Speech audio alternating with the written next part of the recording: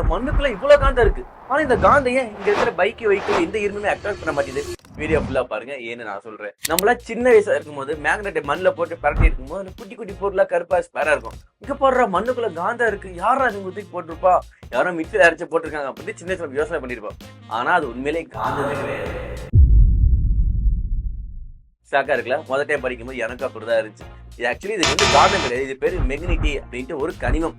இந்த கனிமம் எங்க இருந்து வருது அப்படின்னா, மலைகள் இருக்கு பாத்தீங்களா, மலைகளை குறைச்சு பாறைகள் ஆகிறோம். அந்த பாறைகளை உடைக்கும் போது மண்ணாகவும் குட்டி குட்டி துகள்களாகவும் வர்றதா இந்த அந்த மெக்னிட்டி அப்படிங்கிற ஒரு கனிமம். பொதுவாகவே மலைக்குள்ள நிறைய மினரல்ஸ் இருக்கும், அதாவது இந்த அயன் இருக்கும், சில இதில் கோல்டு இருக்கும். அந்த மாதிரி ஒரு கனிம உலக சார்ந்தது இந்த மெக்னிட்டி அப்படிங்கிற இந்த ஒரு கனிமம். இது வந்து காந்த வகையை சேர்ந்தது தான்.